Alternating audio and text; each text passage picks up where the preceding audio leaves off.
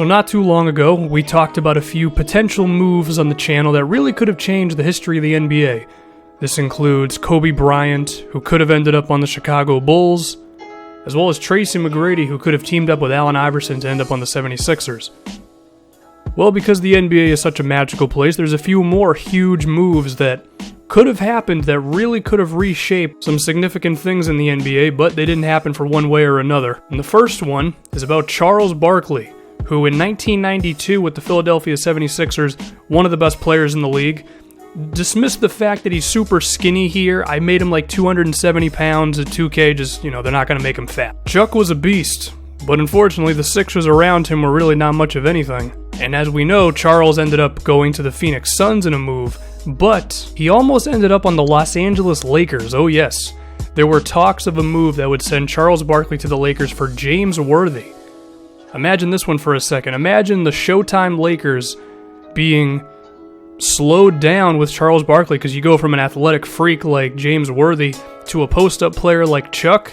It would have been interesting, but at the same time, having Chuck and Magic Johnson on the same team, that could have been special. Who knows? And as far as James Worthy off in Philadelphia, I mean, he may have had a few better individual stats, but I'm sure he wouldn't have enjoyed basketball as much as he did with the Lakers. The second one is around Hakeem Olajuwon, who dominated on the Houston Rockets and is thought of as one of the best centers and players in the history of this league.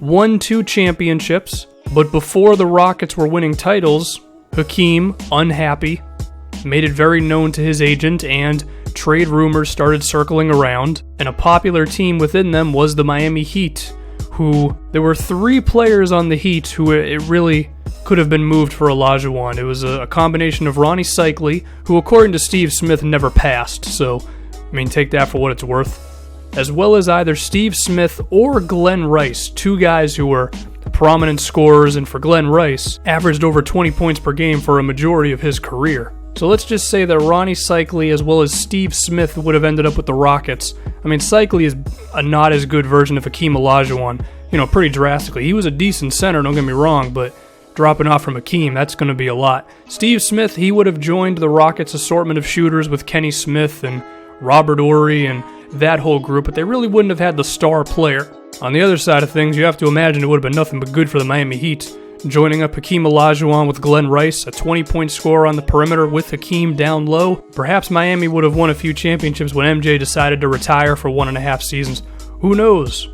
And our final one is one of this era. There's a chance that Steph Curry could have ended up on the Phoenix Suns with Steve Nash. Imagine that backcourt for a second. Well, when Steph Curry was drafted, the Phoenix Suns, they were teetering. They were beginning to show their age, and Steve Kerr said there was a move in place to send Amari Stoudemire to the Golden State Warriors in exchange for Steph Curry going to the Phoenix Suns.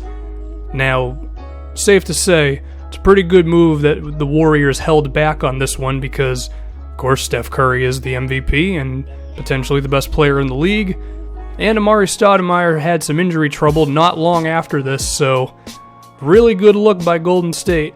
And then on the other side of things, for Phoenix, well, I'm sure they would have liked this move to happen because Steph Curry, we know how good Steph Curry is. Imagine him draining shots in a Phoenix Suns jersey.